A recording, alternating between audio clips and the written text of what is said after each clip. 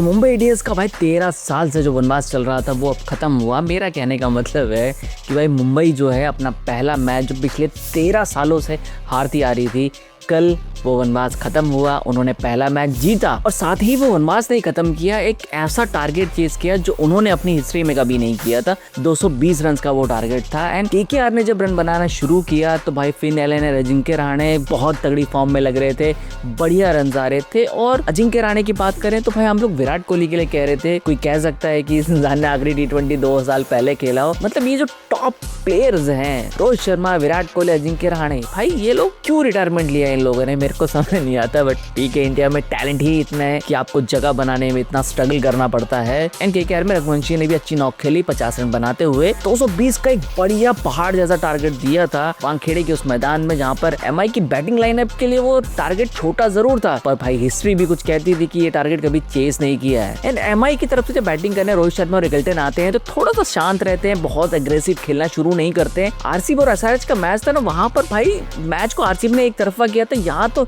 इतना एक तरफा मैच कर दिया। 13 ओवर में समझो मैच खत्म हो गया था। भाई मुंबई इंडियंस की लाइनअप के हिसाब से अगर आप 13 ओवर में 170-80 रन बना दो, बाकी बचते ही कितने 40 रन, और 40 रन 7 ओवर में। एंड इसमें जो सबसे बड़ा हाथ रहा भाई रोहित शर्मा, जिस लेवल की बैटिंग कर रहा था ना। एंड लोग जो कहते हैं भाई मुंबई से राजा, मुंबई में वानखेड़े मिल जाए तो भाई रोहित शर्मा एक अलग ही अवतार में आपको दिखते हैं, पूरा साथ निभाते हैं। भाई रिकल्टन भी किस लेवल से वो खेलते हैं। एंड भाई बहुत सवाल उठ रहे थे कि क्यों डिकॉक को नहीं खिलाया, इसलिए डिकॉक को नहीं खिलाया कि भाई मैं डिकॉक से कम नहीं हूँ, मैं आपको कीपिंग भी करके दूंगा और उसी लेवल की बैटिंग भी करके दूंगा। एंड सबसे जो खराब बात रही वो रही भाई केकेआर की बॉलिंग। हालांकि कल के मैच में सिर्फ 2-3 ही ओवर कप्तानी करके गए थे अजिंक्य रहाणे, उसके बाद रिंकू सिंह ने कप्तानी संभाली। एंड मैं कप्तानी की तरफ नहीं जाऊंगा रिंकू सिंह की, भाई मेरे को लगा ठीक ही वो बॉलर्स को यूज कर रहे थे, पर प्रॉब्लम ये है कि बॉलर चल ही कहाँ रहे हैं। बॉलिंग यूनिट में सिर्फ एक ही एक्सपीरियंस बॉलर था, वो था सुनील नारायण भाई, जो सिर्फ अपने 3 ओवर ही कर पाते हैं, क्योंकि बॉलर्स इतने पिट रहे थे। मतलब पिटे सभी है यार, मैं नहीं कहता कि सुनील नारायण को लाने में लेट किया मैच के या पहले किया, पिट सब रहे थे। एंड सुनील नारायण भी उसी चीज का पार्ट थे, हालांकि उन्होंने विकेट लिया। एक सबसे बड़ा सवाल ये है कि भाई कैमरन ग्रीन बॉलिंग क्यों नहीं कर रहे। आपने उनको 25 करोड़ में खरीदा,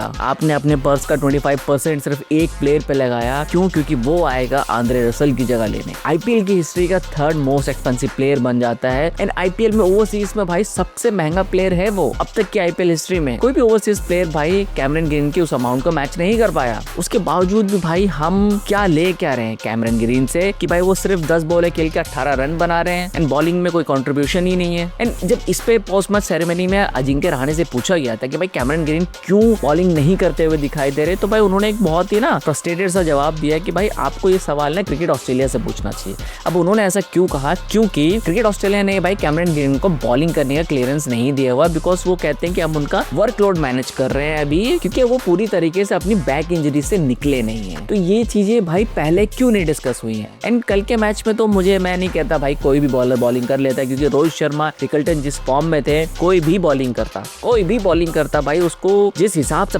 मारा जा रहा था ना भाई, गजब था। एंड इस लेवल की बैटिंग में रोहित शर्मा से उम्मीद ही करता हूँ और आगे भी उम्मीद करते रहेंगे भाई। कल के मैच में जो हुआ कि भाई बॉलिंग में भले डोमिनेंट ना किया हो, बट बैटिंग में जिस लेवल का डोमिनेंट किया ना, मतलब 240 भी होते तो भी वो चेस हो जाते कल।